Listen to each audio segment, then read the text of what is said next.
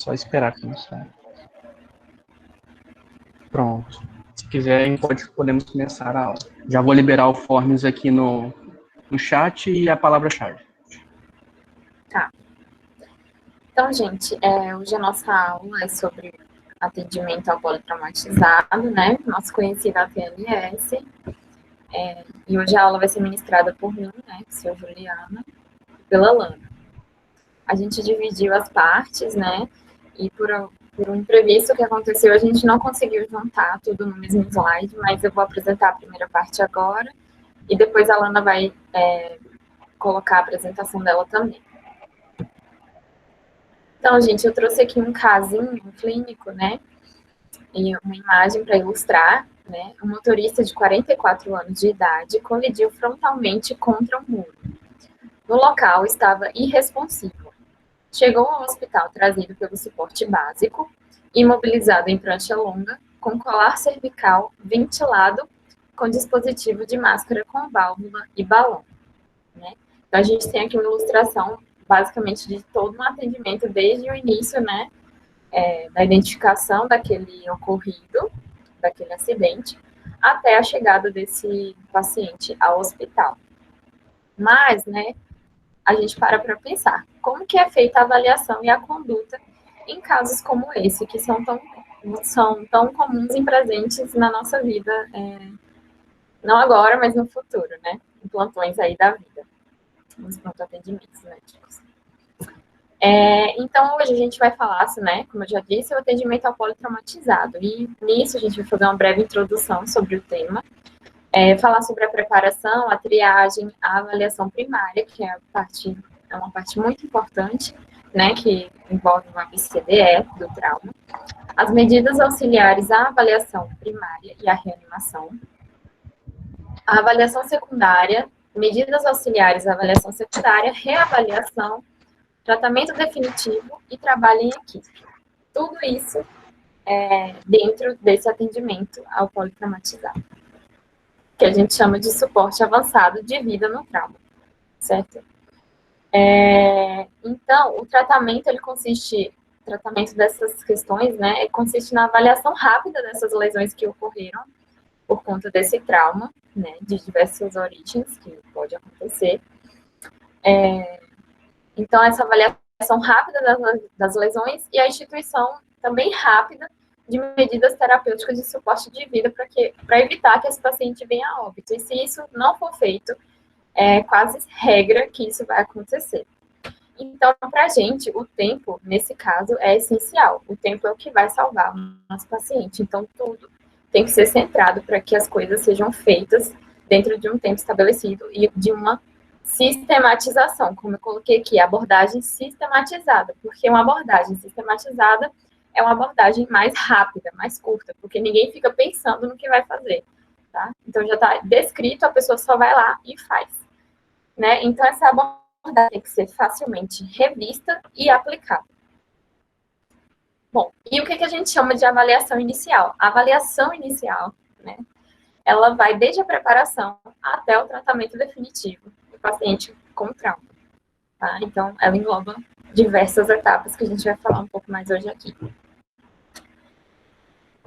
E uma atenção, chamando a atenção para vocês, que a avaliação primária ela deve ser repetida com frequência, certo? Então, não é só no momento em que o paciente ele, né, é registrado aquele acidente, que a gente presta os primeiros atendimentos, os primeiros socorros, e ele chega até o hospital. Não é só nesse momento que esse protocolo é utilizado, mas ele deve ser utilizado frequentemente, a todo tempo, para que haja uma avaliação e identificação de qualquer alteração que esse paciente possa estar passando e a indicação de alguma necessidade de intervenção desse paciente, né? Então, lembrar que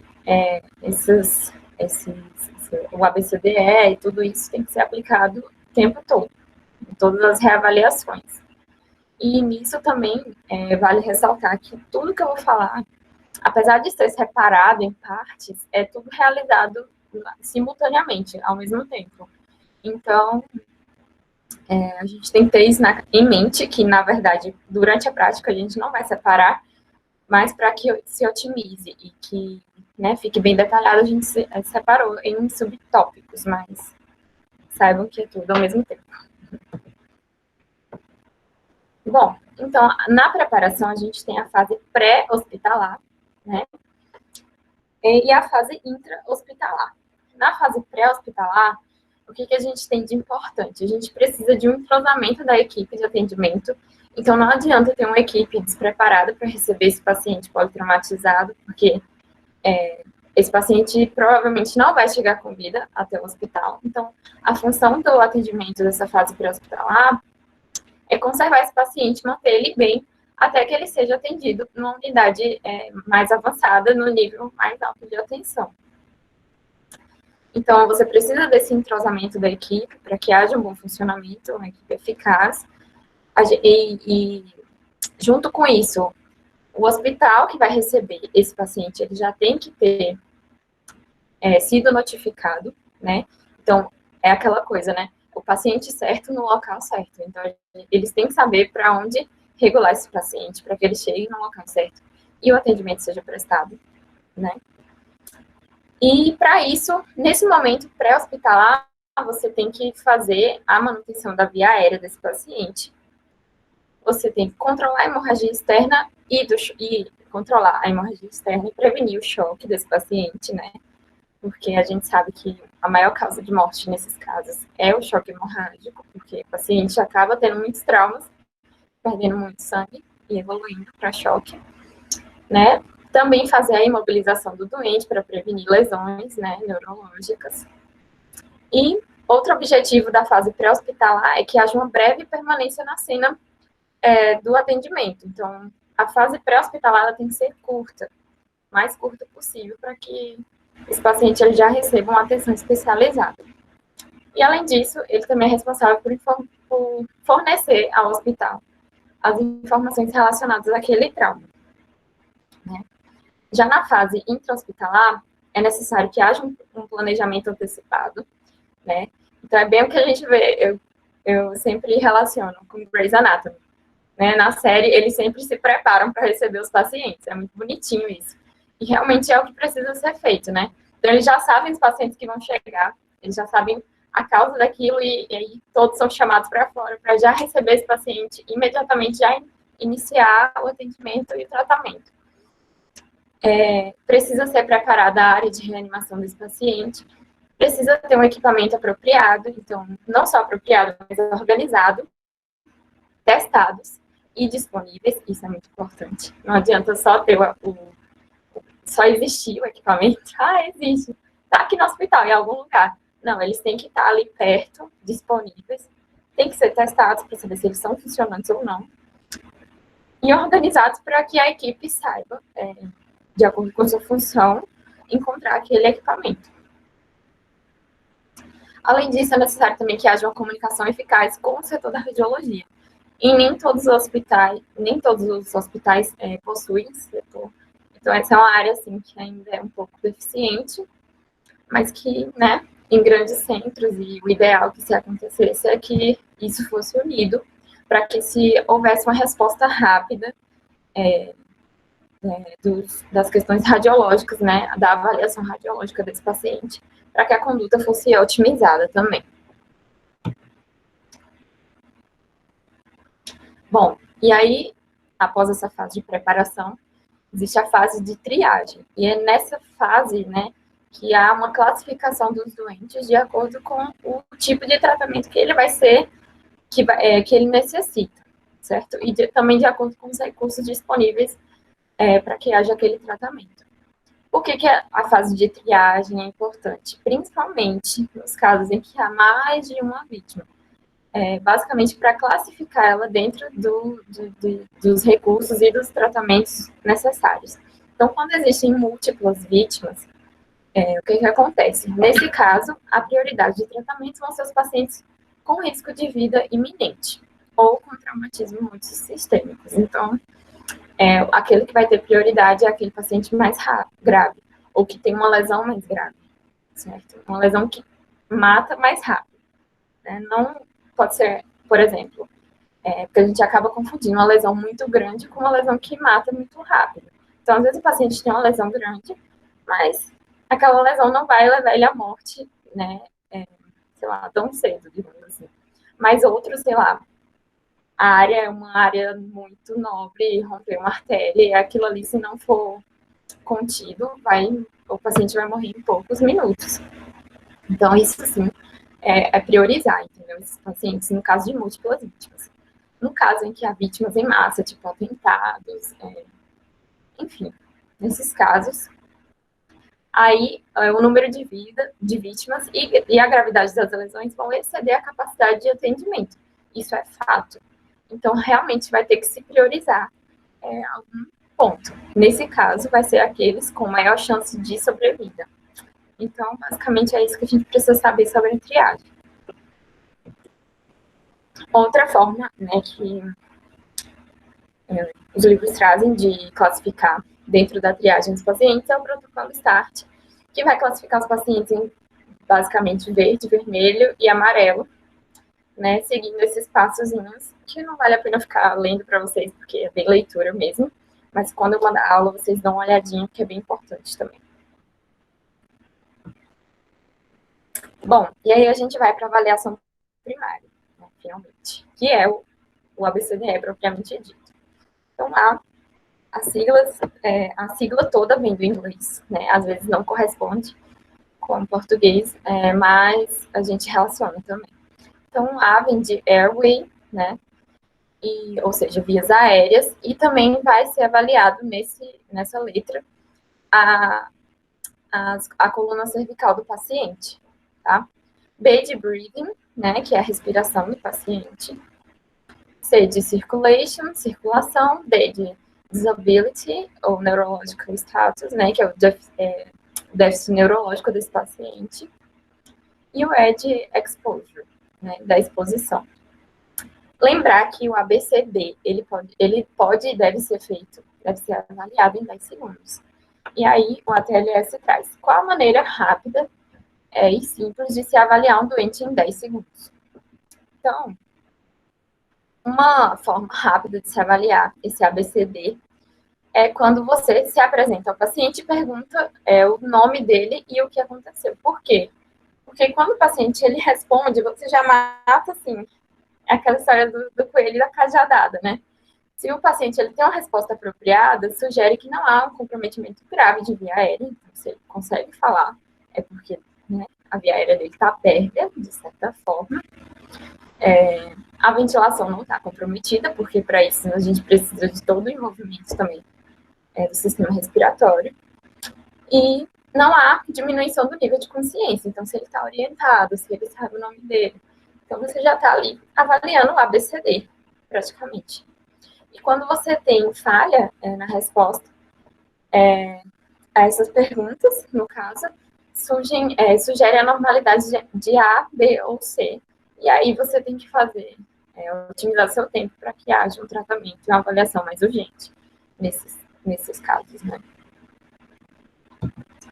Gente, lembrar que vocês podem interromper o tempo todo, se quiserem, o pessoal aí que está mais na frente, já no internato, né, já passou dos oitavos, pode interromper e falar, sugerir, enfim, contar a história. Bom, e aí agora a gente vai falar de um por um, né? Então, enfim, vou passar, a gente vai falar. O A é a via aérea com proteção da coluna cervical. Então, a gente, já no ambiente pré-hospitalar, já vai utilizar o colar cervical nesse paciente para proteger, né, as vértebras cervicais, evitar uma lesão neurológica, uma tetraplegia, etc., né? E já também junto, realizar aquela questão do ABCD em 10 segundos, o mais rápido possível. E para isso a gente vai checar também a permeabilidade das vias aéreas. No paciente consciente, se ele está consciente, você solicita que ele abra a boca e você observa se tem, né, se está tudo perto, se tem alguma obstrução, né, alguma lesão, sangramento, alguma coisa assim. Já no paciente desacordado, a gente tem duas manobras importantes, que é a jaw thrust, né, que é a preferencial, e o chin lift, que são essas duas manobras que estão nos slides, na figura 3 e na figura 4. Jaw thrust, você vai suspender a mandíbula desse paciente mesmo, E a chin lift, você vai levantar a ponta do queixo do paciente, até que a via aérea dele fique visível para você. A preferencial é a jaw thrust. E aqui eu botei também o colar cervical para ilustrar. Importante também saber, já vou falar aqui nesse, porque saber quando retirar o colar cervical, certo? Então, quando o paciente ele chega no atendimento hospitalar, já na fase hospitalar, você vai realizar a avaliação para a retirada do colar. Então, você vai pedir que esse paciente, o próprio paciente, se ele estiver consciente, no caso, que ele movimente o pescoço. Se ele consegue, já é um bom sinal, né, que está movimentando. Eu peço, às vezes, para ele olhar para um lado, para o outro. E você também vai fazer a palpação das vértebras cervicais e ver se o paciente refere alguma dor, alguma coisa, ver se tem lesão, ver se tem algo. E aí, se não, você pode retirar o colar, certo? Isso nos pacientes mais tranquilos, né? Traumas leves. E aí, o que pode acontecer? Pode ter corpo estranho nessa via aérea. E aí, se tiver corpo estranho, o que a gente vai fazer? Retirar esse corpo estranho com o dedo em garra. Se tiver sangue ou secreções, usar aspirador, certo?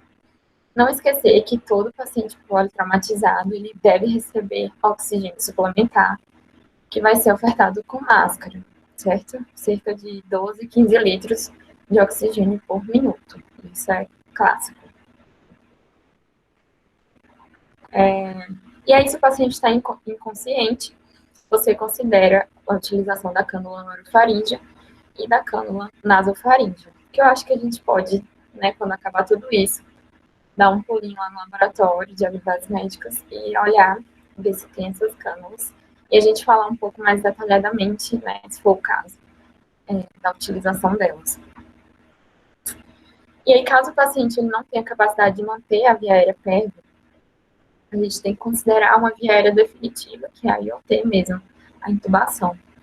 E aí, quando que a gente vai considerar uma via definitiva? Com a escala de Glasgow-Minot 9, certo? Queimaduras faciais, trauma maxilofacial, risco de obstrução de vias aéreas, potenciais inalações e trauma laríngeo. Sempre considerar a intubação, certo? Isso aqui é decoradinha, você tem que saber.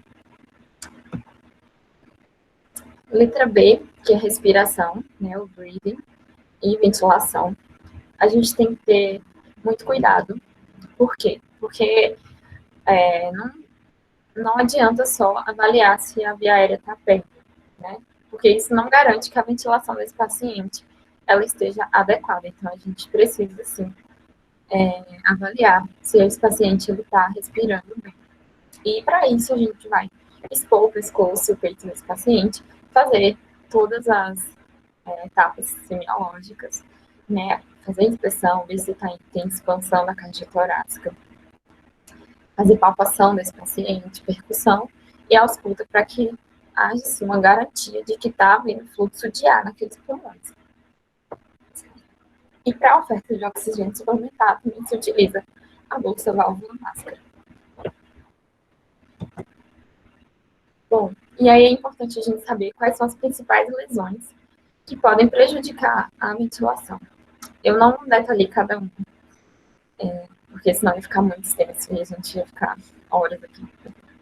Mas essas são as principais que devem estar na nossa cabeça em todos os casos de trauma. Para que a gente, principalmente elas na nossa cabeça, o diagnóstico e o tratamento. Os achados semiológicos e o tratamento.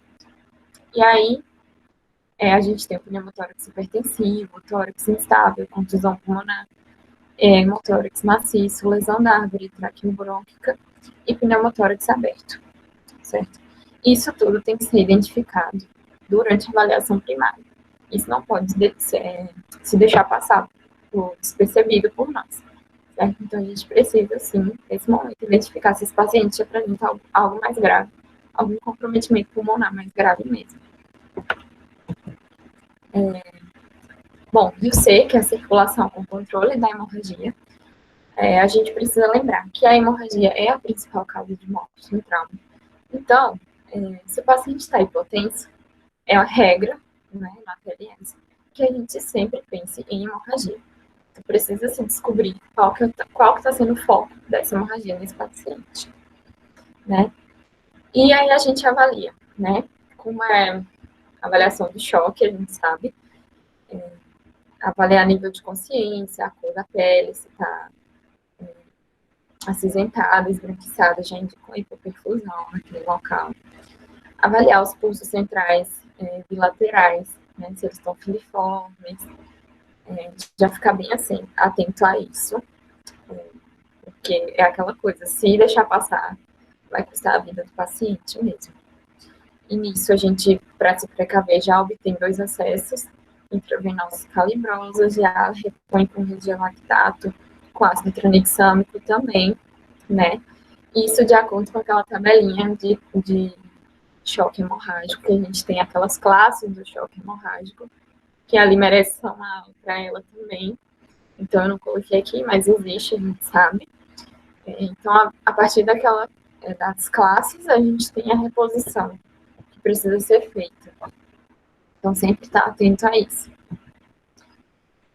E avaliar se esse paciente ele tem hemorragia externa ou interna, certo? Se no caso for externa mesmo, né, que são as mais tranquilas para a gente, porque a gente está vendo, então fazer a compressão direta, torniquete é meio controverso, mas ainda é utilizado em alguns lugares. No caso de hemorragia interna, que já é algo mais complicado, né, é necessário que se faça a descompressão, no caso se for no tórax, ou hemotórax, fazer descompressão, drenagem torácica, compressão da pelve, no caso, para as artérias, né, imobilização de membros e intervenção cirúrgica, no caso, se não for encontrado o foco, vai ter que ir para o centro cirúrgico mesmo, na tentativa de salvar esse paciente, porque senão ele vinha a óbito mesmo. Vai. E no D a gente tem o exame neurológico, que a gente está cansado de saber, né, que o principal instrumento de avaliação do nível de consciência é a escala de Coma de Glasgow, certo? Desde 1970, certo? E ela foi criada e é utilizada hoje no mundo inteiro para padronizar essas observações clínicas, principalmente no traumatismo crânioencefálico. E aí eu coloquei aqui só para lembrar, porque a gente sabe, mas a gente esquece. Eu sempre vou relembrar. É a pontuação da escala, certo? Então, a gente avalia esses 3 pontos e foi acrescentado mais um, né? Então, a gente tem a abertura ocular, que vai de 1 a 4, a resposta verbal, que vai de 1 a 5, e a resposta motora de 1 a 6, certo? E hoje a gente acrescentou também a resposta da pupila, a resposta o reflexo pupilar também, a fotorreatividade. Então, você subtrai, na verdade, da escala. Então, como eu botei no quadrinho aqui do lado, se tá ok, se as 2 pupilas estão reagentes, fotorreagentes, você não subtrai nada, certo? Se tá parcialmente, então só uma pupila reage, né? Então, você subtrai 1. Se nenhuma das pupilas reage, você subtrai 2 pontos da escala, certo? Então, lembrar sempre disso aqui, porque vai precisar. E na classificação do TCE, a gente tem que é o resultado da escala de 13 a 15 é leve, certo? É uma pontuação leve, o TCE é leve, de 9 a 12 moderado e de 3 a 8 grave, o paciente já está entubado, né? Já está ali quase em morte encefálica.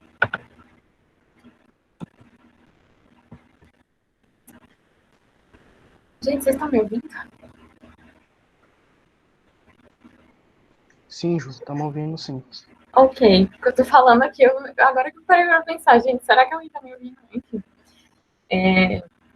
E a letra E é exposição, é a mais rapidinha, assim, que eu vou falar.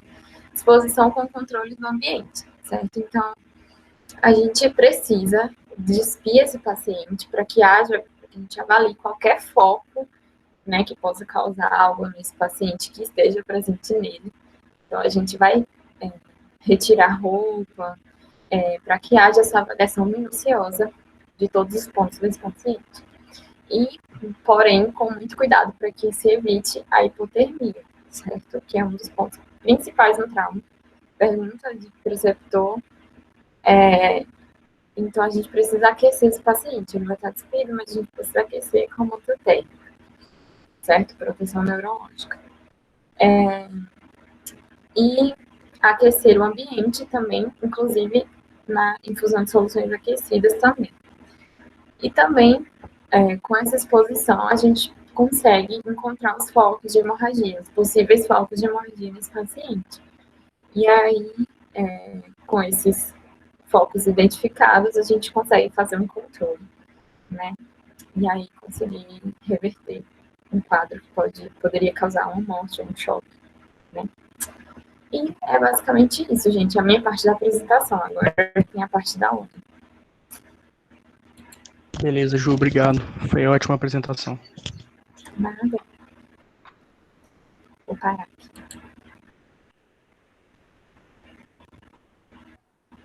Boa noite. Estão todos me vendo e me ouvindo? Boa noite, estamos sim. Ok, então. Sim, Lana. Tudo ok. Eu vou apresentar aqui para a gente poder dar início.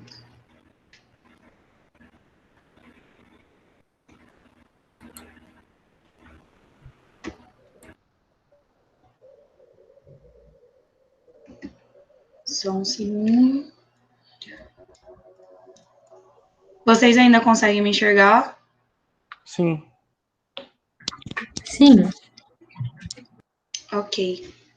Então, eu vou começar a falar sobre as medidas auxiliares no tratamento e na avaliação da primária do paciente politraumatizado.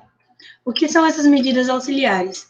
Essas medidas auxiliares são medidas que vão auxiliar a você fazer o exame desse paciente, só que é um exame mais laboratorial e relacionado a uso de tecnologia, diferente do exame que a Ju explicou, que é o exame clínico.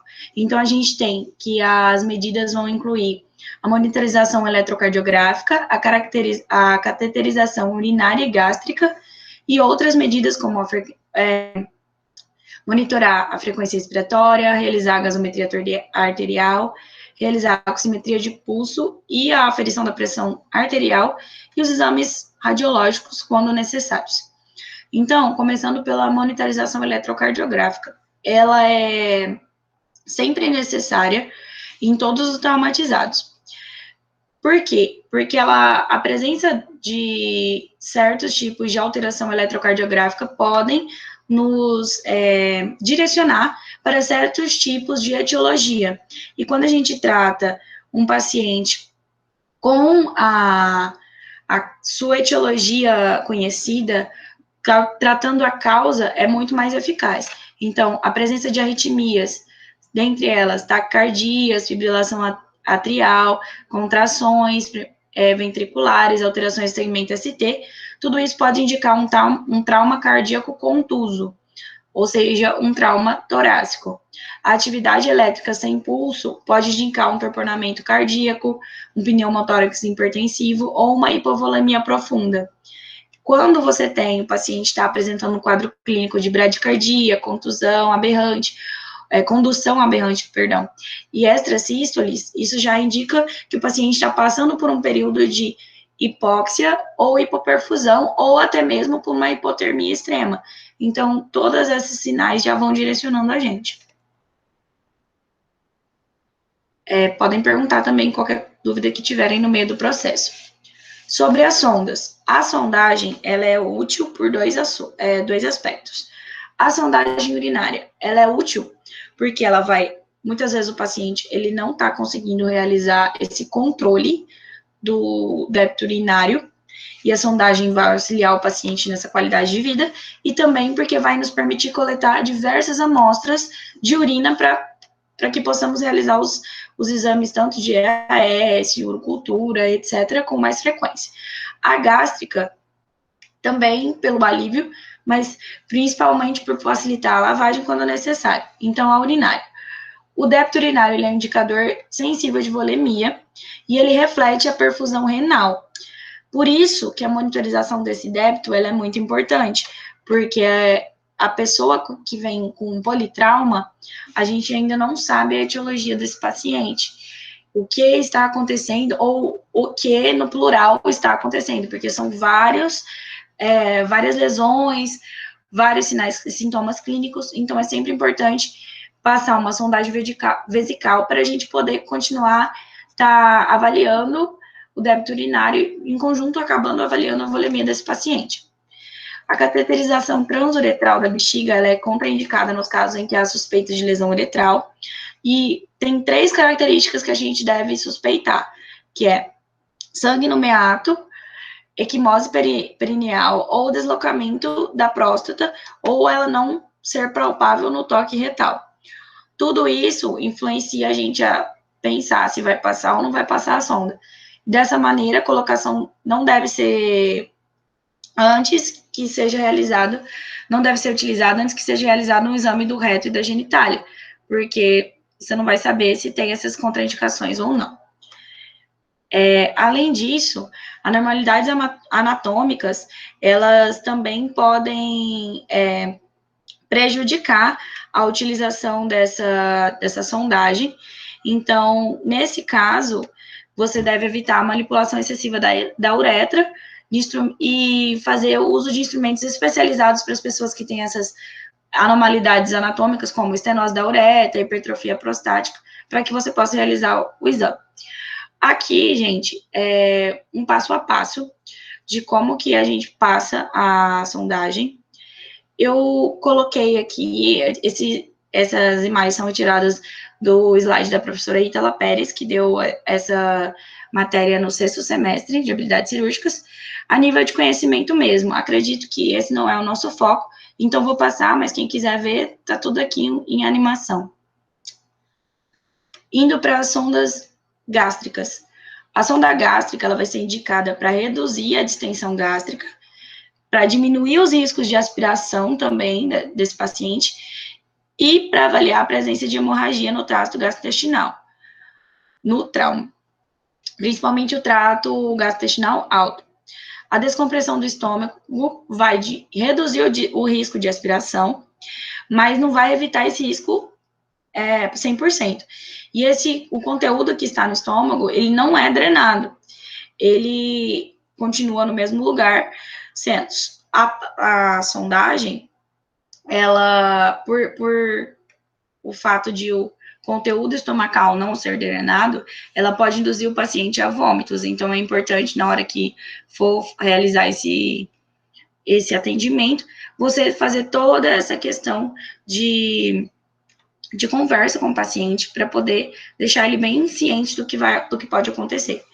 Para que essa sonda seja eficiente, é necessário que ela esteja bem posicionada e bem medida, você faça uma medição correta, que ela esteja bem posicionada, que ela esteja colocada a um sistema eficiente de aspiração e, como a Ju tinha comentado já, que esse sistema esteja funcionando. A presença de sangue nesse aspirado gástrico pode representar ou tanto sangue orofaríngeo deglutido, tanto algum trauma na colocação da sonda, que às vezes acontece, ou mesmo lesões no trato digestivo alto. Então, é importante fazer, no caso de sangue, durante o aspirado, é importante fazer um bom exame físico nesse paciente para saber qual a possível causa desse sangue. Em casos de pacientes com fratura de base de crânio, não é indicada a sondagem pela via nasal, porque a sondagem pela via nasal, ela pode ser, na hora de você estar passando o fio, ela pode ser desviada para a cavidade craniana. Então, é indicado fazer pela via oral, nesses casos específicos, e, claro, né, se necessário. Aqui, da mesma forma, também foi tirada do slide da professora Ítala, e é o passo a passo de como a gente realiza essa sondagem. Para quem tiver interesse, mais tarde vai ser disponibilizado o slide, só olhar. As outras medidas que a gente deve olhar são principalmente 4. A frequência respiratória, a gasometria, a oximetria de pulso e a pressão arterial e os raios-x, né, as radiografias. Frequência respiratória e a gasometria, elas vão ser responsáveis por monitorar o processo respiratório. O tubo traqueal pode se deslocar sempre que o doente for transportado, quando a gente estiver lidando com pacientes entubados. Então, você tem que ter muito cuidado ao realizar esse transporte de um paciente entubado.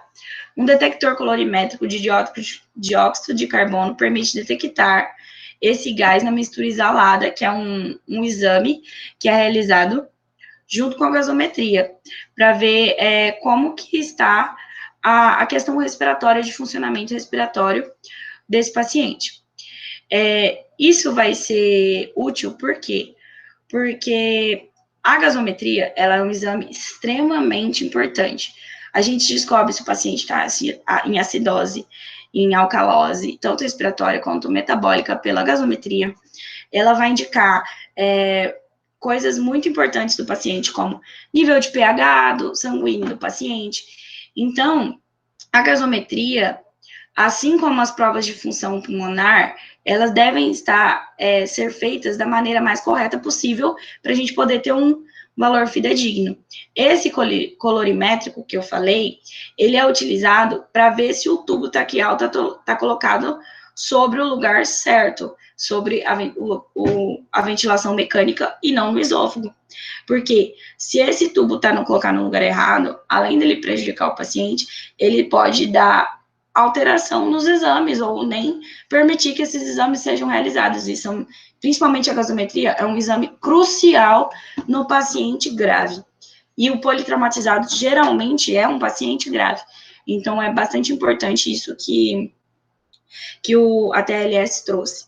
Sobre a gasometria em si, acredito que agora não é o nosso foco, até porque daria para a gente dar 10 aulas sobre gasometria. Mas, resumindo, a gasometria é extremamente importante para a gente ter noção do meio metabólico do nosso paciente. Por isso que é tão importante que a gente faça esse exame no paciente grave. Oximetria de pulso. A oximetria, ela vai medir a saturação da hemoglobina pelo oxigênio. Só que a oximetria, ela não é 100%. Ela não vai medir a pressão parcial de oxigênio. Ela só mede a saturação. Então, pode ser que um paciente esteja com saturação ok, com uma pressão parcial diminuída. Também, por isso, é importante a realização das provas de função pulmonar. Ela também não vai avaliar a pressão parcial do dióxido de carbono.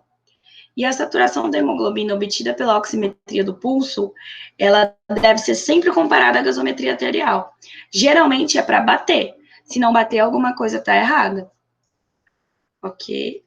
Além disso, a gente tem que lembrar que, apesar de não ser um valor muito preditivo, a gente sempre tem que fazer a aferição da pressão arterial, que eu já tinha comentado, mesmo que o seu valor não esteja tão relacionado ao estado real da perfusão. Licença. Ok. Radiografias. Gente, as radiografias, elas vão ser muito importantes, principalmente no politraumatizado. Geralmente, quando a gente tem um politraumatizado, a gente tem um histórico comum de múltiplas fraturas. Então, é importante a gente fazer esse check-up radiográfico, digamos assim, para poder diagnosticar essas fraturas local, sistema, o mais rápido possível. Então, as radiografias anteroposteriores do tórax e da pelve são as mais realizadas e importantes, porque geralmente esses locais são os locais que, quando fraturados, eles apresentam maior risco, risco de vida ao paciente. Não que quebrar uma perna não seja ruim, não é isso. Mas é que uma fratura de tórax, uma fratura de pelve, são os que apresentam maior chance de dar comorbidade à fratura, de oferecer comorbidades a esse paciente, por isso que são as mais utilizadas. E elas vão fornecer informações úteis para guiar os esforços de reanimação nas vítimas de trauma fechado, principalmente. A radiografia de tórax, ela pode detectar lesões capazes de ameaçar a vida do paciente e que exigem tratamento, sendo essas lesões de órgãos vitais, como coração e pulmão, ambos localizados nessa região anatômica do corpo, e as fraturas pélvicas podem evidenciar fraturas que indicam necessidade de transfusão sanguínea precoce. Essas radiografias, elas devem ser realizadas na sala de emergência com um aparelho portátil, mas não devem interromper o processo de reanimação e socorro desse paciente. Sem contar que elas devem ser obtidas mesmo em pacientes grávidas, porque no caso do paciente politraumatizado, o benefício de se realizar uma radiografia é muito maior que o risco para esse paciente. Porque caso a gente não realiza essa radiografia, por questão da gravidez da paciente, ela pode estar com uma fratura de tórax, com uma fratura de pelve, que é preocupantíssimo, muito preocupante para a gestação dela, e a gente vai deixar passar batido. Então, no caso do politraumatizado, a gravidez, ela não é critério de exclusão para a realização de radiografia. A LPD e o FET também constituem instrumentos úteis para a detecção do sangramento oculto intraabdominal, que são os tipos de radiografia portáteis, e o seu uso depende da qualificação e da experiência do médico. Elas vão ser importantes para diagnosticar a fonte de perda sanguínea oculta e podem indicar a necessidade de um controle cirúrgico da hemorragia ou não. Quando a gente fala de hemorragia, o ΔT é muito importante. Quanto mais rápido você detecta essa hemorragia, quanto mais rápido você estanca essa hemorragia, melhor para o paciente. Então, é bem importante que seja feito esse tipo de diagnóstico o mais rápido possível. E aqui eu só trouxe, né, um exemplo das radiografias mais comuns de serem realizadas. Ok? Além disso, o TLS traz que é importante considerar a necessidade de transferência do doente. O processo de transferência ele deve ser iniciado por um profissional médico e administrativo, sob orientação do médico que está atendendo. Então, o médico atendente se ele vê que o serviço onde ele está atendendo não tem capacidade de fornecer um suporte básico de vida para aquele paciente em questão, ele já vai entrar em contato com um profissional administrativo para poder fazer o encaminhamento desse paciente. A decisão de transferir, ela vai ser tomada em comunicação entre o médico atendente e o médico que vai receber o doente. Então, esse administrativo vai entrar em contato com a outra localidade, entrar em contato com o outro médico, seja o plantonista ou a pessoa responsável por receber esse paciente, e assim vai realizar a transferência. Sempre que em um local ele não tenha as características necessárias para poder fazer esse atendimento com qualidade e manter a vida do paciente, então esse paciente vai ser transferido desde que ele tenha condições para isso. Então, indo agora para a avaliação secundária, alguém tem alguma dúvida para mim ou para a Ju sobre a avaliação primária? Não, pelo menos eu não. Ok, então, passamos para a avaliação secundária. Bom, a avaliação secundária, ela vai ser um exame do doente traumatizado, que ele é um exame sistêmico, ele é da cabeça aos pés. E, além disso, esse exame ele vai ser realizado, primeiramente, por uma história clínica bem coletada, um exame físico completo e a reavaliação de todos os sinais vitais. Cada região do corpo deve ser examinada e a possibilidade de passar despercebida uma lesão ou alguma trauma secundário, ela é excluída com essa avaliação secundária, por isso a sua importância. Na avaliação secundária, deve ser feito um exame neurológico completo, incluindo a determinação do score da escala de Como de Glasgow, que já foi comentado pela Gil. Devem ser feitas as demais radiografias que sejam indicadas, e procedimentos especiais, como exames radiológicos específicos, estudos laboratoriais, são também providenciados durante essa fase. E, além disso, você continua repetindo o exame físico. Por quê? O paciente politraumatizado chega na emergência. O paciente politraumatizado chega, o que a emergência vai fazer? Manter a vida desse paciente. Primeiro plano, ela vai focar no ABCDE do trauma e vai focar nos órgãos e sistemas vitais para esse paciente. E no segundo plano, na avaliação secundária, o paciente já está estável, não bem, ainda às vezes, na maioria das vezes grave, mas estável, não corre risco iminente de vida.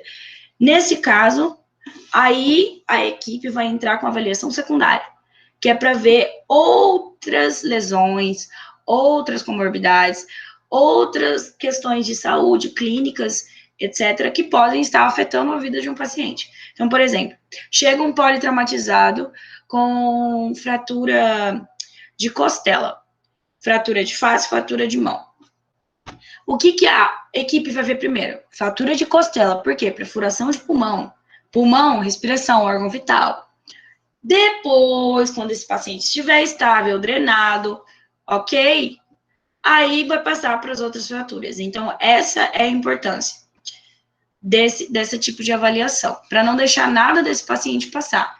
Já que o politraumatizado, ele é um paciente multiclínico, digamos assim, não sei se existe essa palavra, mas ele é um paciente com vários tipos de lesão em locais e de formas diferentes, que são importantes de serem tratadas.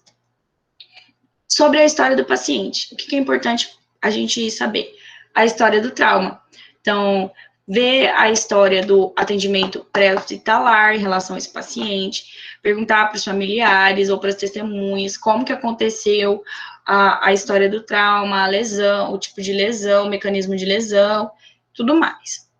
É sempre importante a gente lembrar do mnemônico ampla, que ele traz no ATLS de uma forma bem enfática, que é, na história, a gente vai perguntar sobre alergia, medicamentos de uso habitual, passado médico e, para a mulher também, histórico gestacional, líquidos e alimentos ingeridos recentemente, podem ser antes do trauma ou até mesmo após o trauma, ambiente e eventos relacionados ao trauma. Por exemplo, se o trauma foi de motocicleta, de automóvel, se o corpo foi ejetado para fora ou não, se a direção da força do trauma, posição em que o paciente foi encontrado, tudo isso vai corroborar para você fechar a história desse paciente e já conduzir a sua avaliação secundária. Quais sistemas eu vou olhar primeiro? Tipo de trauma. A gente tem o trauma fechado, penetrante e o térmico. O fechado geralmente acontece por colisões automobilísticas ou quedas. Por exemplo, você vai verificar se o paciente fez o uso de cinto de segurança, se ocorreu deformação de volante, a direção do impacto, danos no automóvel, se teve a ejeção da vítima. A penetrante, que é ferimentos por arma de fogo, arma branca ou empalamentos. Então, você vai ver a região do corpo que foi lesada, os órgãos próximos ao trajeto do objeto penetrante, a velocidade do projétil, o calibre desse projétil, a trajetória presumida desse projétil, a distância da arma e do doente, tudo isso pode fornecer pistas para compreensão da extensão das lesões, principalmente em locais onde a gente tem um grande número de órgãos habitando na mesma região, por exemplo, abdômen e tórax. Além disso, a gente tem que saber, como eu já tinha citado, mas frisando, as circunstâncias de onde ocorreu, se o lugar era aberto ou fechado, as substâncias que alimentaram a chama, no caso de térmica, de lesões térmicas, se foi uma lesão térmica por chamas químicas, se foi uma lesão térmica por chamas convencionais e lesões associadas.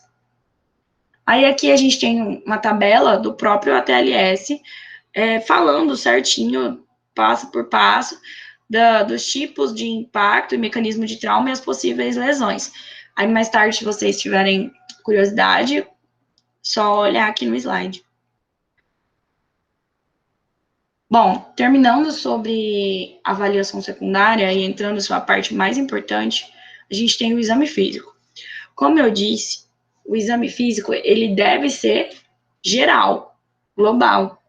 Então, a gente sempre começa de cima para baixo, vamos fazer o exame da cabeça e do couro cabeludo, ver se tem alguma lesão, o paciente tem alguma lesão neurológica, algum tipo de afundamento da calota craniana, lesão de couro cabeludo, lesão de ossos cranianos, ver a acuidade visual desse paciente, o tamanho e congruência popular, lesões penetrantes, lentes de contato, hemorragias, do fundo de olho, da conjuntiva, reflexos pupulares, se tem hematoma, ver o uso, a mobilidade ocular, ver também se o paciente tem algum tipo de lesão periocular, por exemplo, traumas onde pacientes que usam, pessoas que usam óculos, um trauma por colisão pode ocasionar a quebra dessas lentes que podem perfurar o olho, gerar algum tipo de lesão.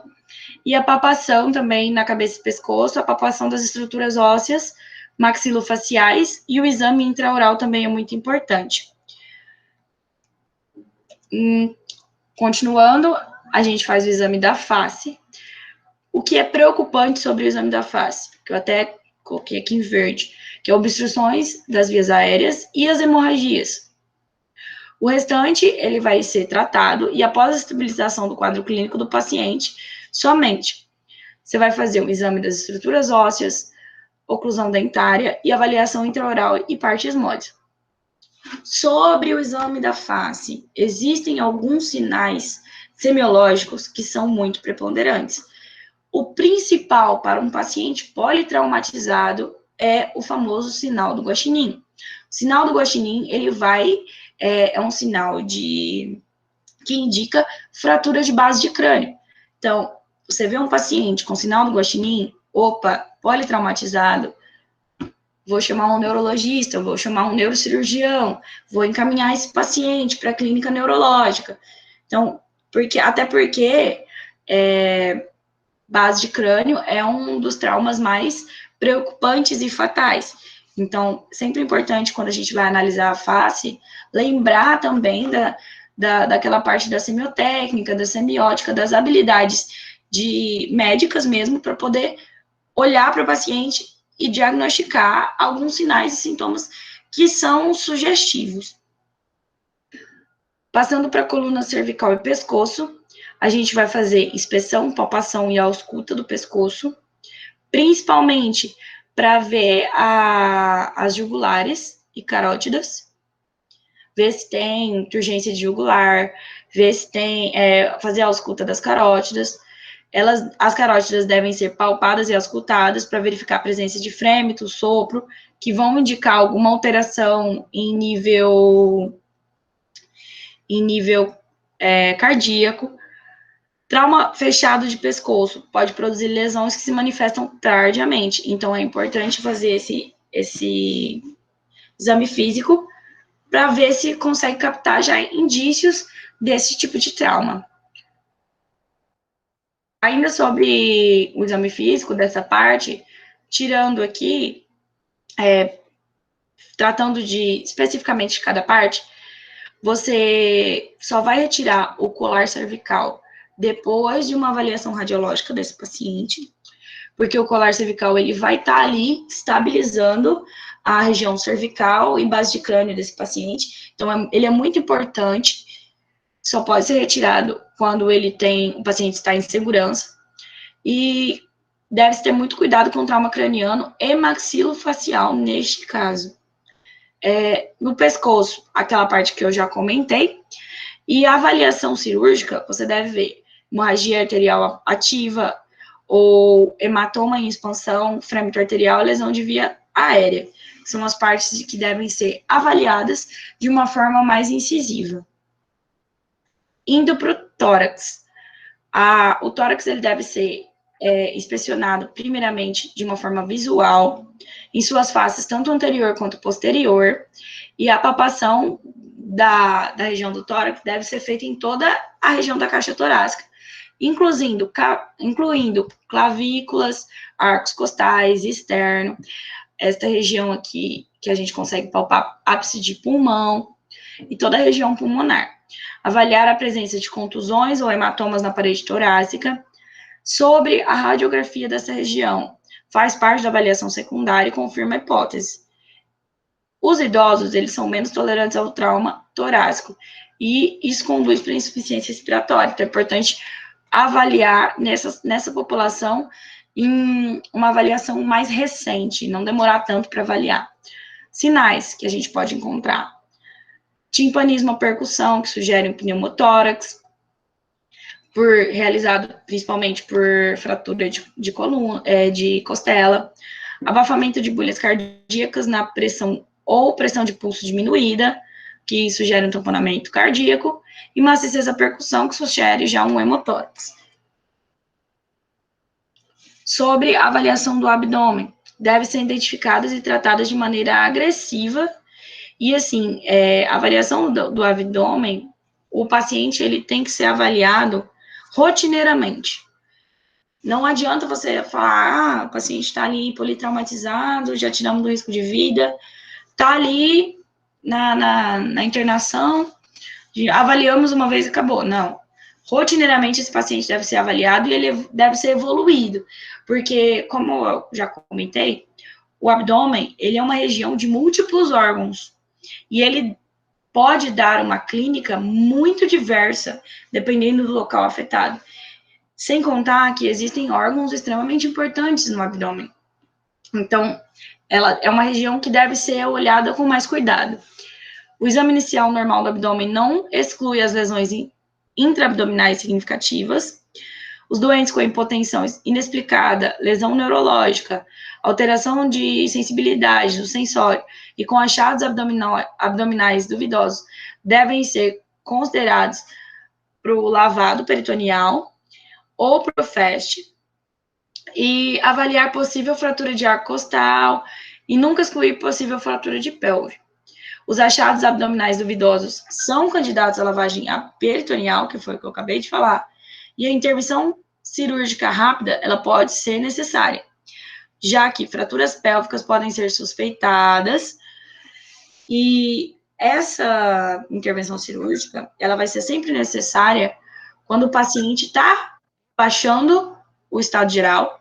Então, o paciente está com clínica abdominal, rebaixou o estado geral, precisa, né, ter uma intervenção para correção desse estado geral do paciente. Então, a intervenção cirúrgica rápida, ela é necessária nesses casos. Se não, cirurgias eletivas, você tem tempo de analisar o paciente, analisar a melhor forma cirúrgica, às vezes chamar um colega, mas caso, dependendo da clínica do paciente, a depender da clínica, você precisa agir com precocidade. Além disso, fraturas pélvicas, elas são suspeitadas sempre que o paciente vai ter equimose nas regiões ilíaco, pubis, grandes lábios ou escroto. E aí a gente já vai para análise do sistema pélvico. Então, analisando períneo, reto e vagina, o períneo deve ser examinado à procura de contusões, hematomas, lacerações, sangramento uretral, que na maioria das vezes vão indicar uma fratura dessa região. O toque retal tem que sempre ser realizado antes da introdução da sonda urinária, que eu já tinha comentado. Avaliar a presença de sangue na luz intestinal, a existência de próstata alta ou flutuante, a presença de fraturas pélvicas, a integridade da parede do reto e a tonicidade do esfíncter. Todas as vezes que for realizar o toque retal, essas são características importantes que o médico deve sempre se atentar no atendimento secundário ao politraumatizado. Nas doentes de sexo feminino, o exame vaginal deve ser realizado em doentes com risco de lesão vaginal, e o teste de gravidez deve sempre ser realizado em todas as mulheres em idade fértil que aparecerem com politrauma. O sistema musculoesquelético, ele vai ser importante a inspeção dele para avaliar se teve contusão, se tem deformidade, indicando ou não fratura, a palpação dos ossos, pesquisando se o paciente tem dor ou movimentos anormais, ajuda a identificação dessas fraturas que eu acabei de comentar. No doente inconsciente, você vai fazer a mobilidade da pelve em resposta à pressão delicada anteroposterior das cristas ilíacas anteriores e da sínfise púbica, com a palma das mãos, e isso pode sugerir ruptura do anal pélvico. Essa manipulação específica deve ser sempre feita somente uma vez, de preferência pelo ortopedista, que está responsável pelo atendimento do paciente. O exame dos pulsos periféricos pode indicar lesões vasculares, e é sempre importante avaliar a possibilidade de lesões ligamentares e tendinosas. Além disso, a gente vai olhar pro óbvio, né? As fraturas expostas e as fraturas fechadas, ver se o paciente tem fratura pélvica, como eu já mencionei, presença de equimose na localidade pélvica. E quando o paciente tiver esse tipo de fratura, não ficar manipulando extremamente o paciente, trocando de maca, nada disso. Examinar, como já foi comentado, fraturas da coluna são achados importantes. Examinar se esse paciente tem alguma fratura da coluna, se tem alguma parestesia relacionada à fratura da coluna. E deve ter sempre cuidado com a síndrome compartimental nesse caso. Por fim, a gente tem o exame neurológico, que é um dos mais importantes. No exame neurológico, como a gente já tinha comentado, é sempre importante fazer a segunda avaliação do nível de consciência, pela escala de Coma de Glasgow, ver uma segunda avaliação do tamanho da resposta pupilar do doente, reavaliando constantemente em busca de modificação esse sistema neurológico do paciente. No caso de piora do quadro neurológico, a oxigenação e perfusão do cérebro e a adequação da ventilação, feitas também pelo ABCDE, devem ser reavaliadas. Pode ser necessária uma intervenção neurocirúrgica ou a adoção de medidas que visem a redução da pressão intracraniana.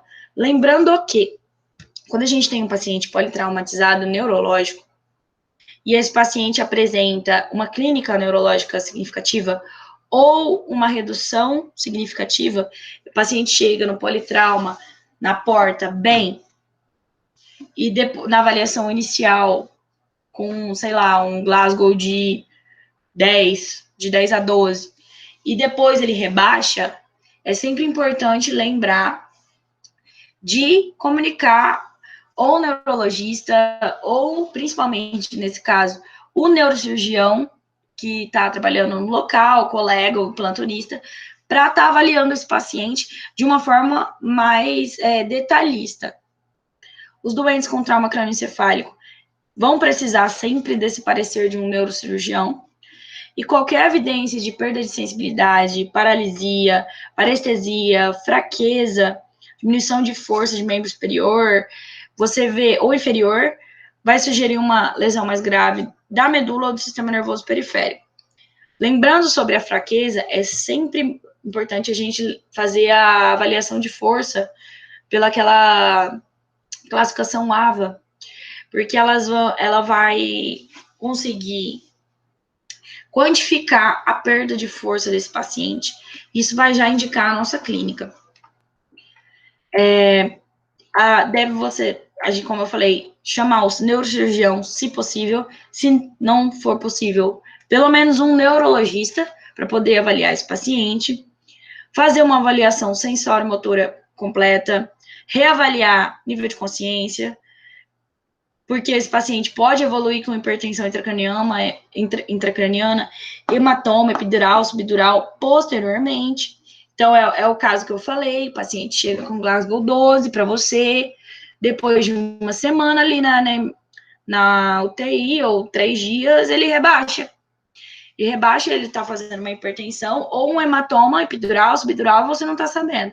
Então, é sempre importante continuar reavaliando esse paciente. A decisão cirúrgica ela vai ser sempre do neurocirurgião.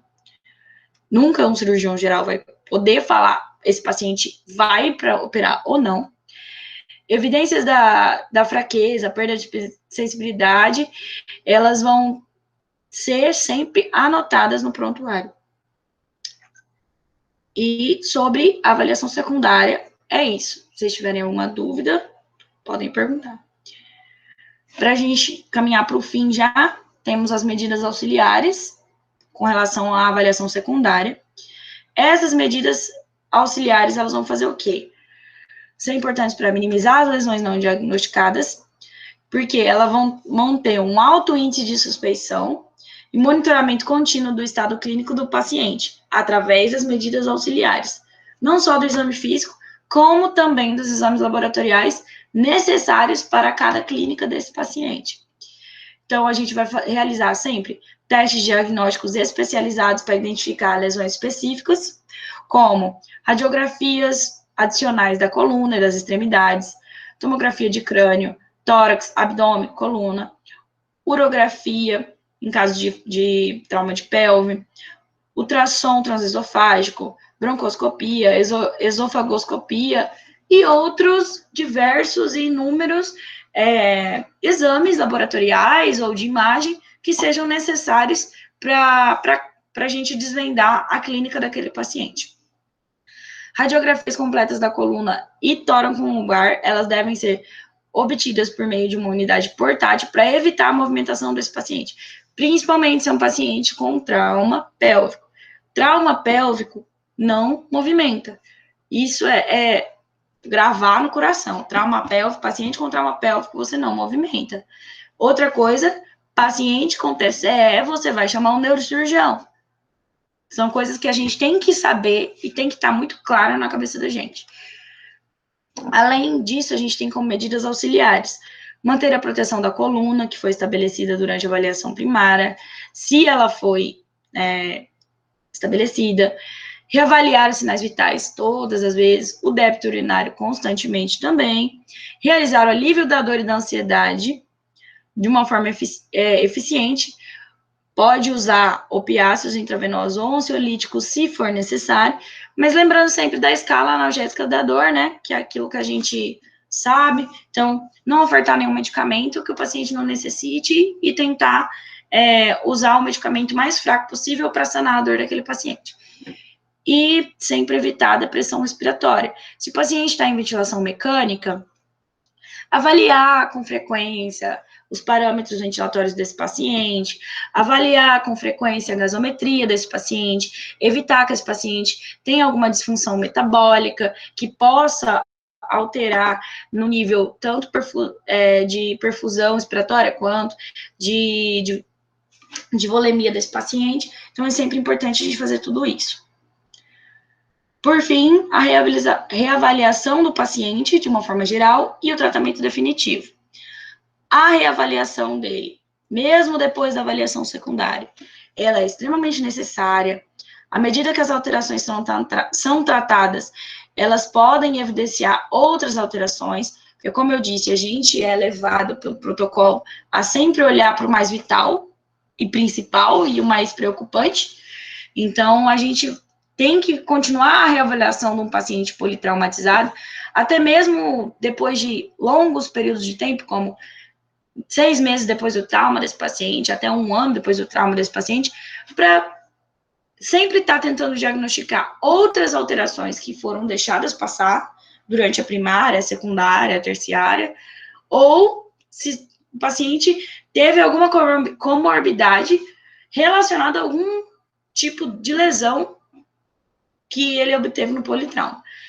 As doenças pré-existentes, elas podem afetar o prognóstico desse paciente, que já é um prognóstico delicado. Deve estar sempre atenção à monitorização da diurese, por isso a importância da sondagem vesical. Deve dar sempre uma analgesia eficiente para esse paciente, que é aquilo que eu acabei de comentar sobre a escala analgésica da dor, e evitar a manipulação em muitos exames até a estabilização desse paciente. O que é o principal?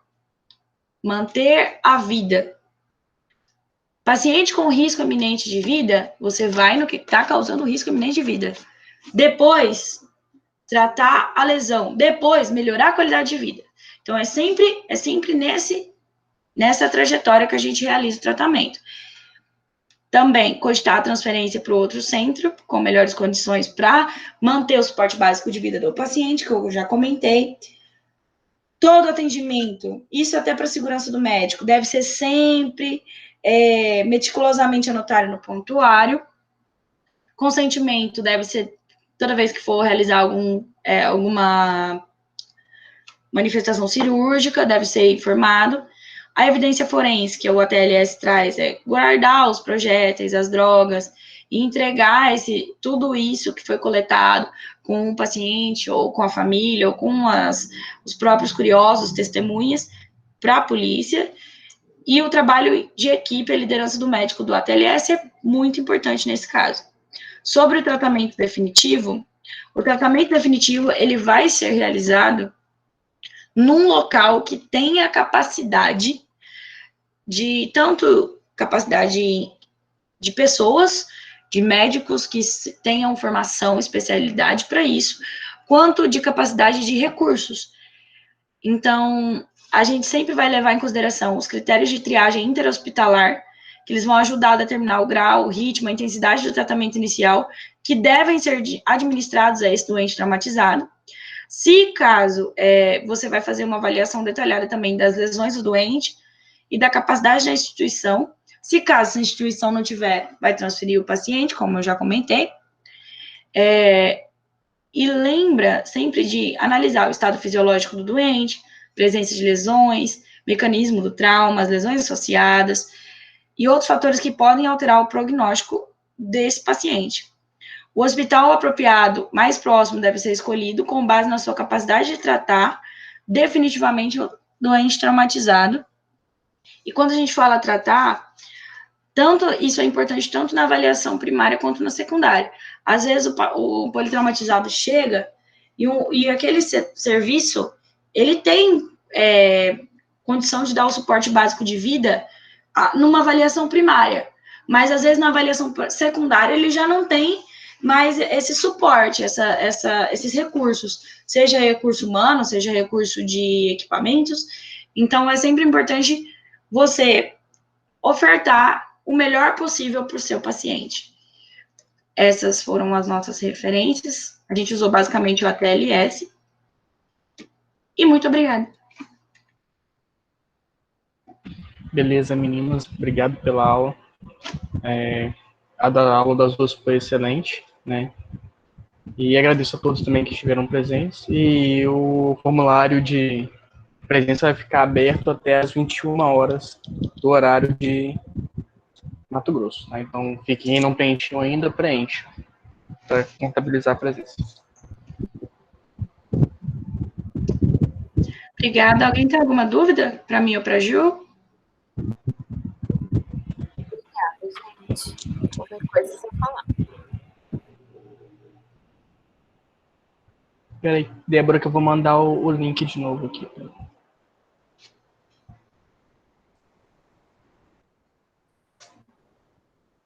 Excelente aula, meninas. Muito obrigada, viu? Realmente foi muito boa. Obrigado pelo tempo e pela dedicação de vocês duas. Imagina. Se não houver nenhuma dúvida, eu acho que é isso. E até semana que vem, no horário normal, que foi o votado, né, 19 horas do horário de Brasília e 18 horas do horário aqui de Mato Grosso. Beleza? Vai diminuir 1 hora, então? Porque, na verdade, foi votado, né, que seria todas as quartas-feiras no horário, 19 horas do horário de Brasília, e não no horário do Mato Grosso, né? Aí fica 18 horas no horário de Mato Grosso. Ok, eu não sabia. João, você mandou o link no Mandei no chat. Eu não consegui. Olha aí no chat. Obrigada. Viu aí? Deu, obrigada. Então é isso. Valeu, galera. Obrigadão. Valeu, gente. Tchau, tchau.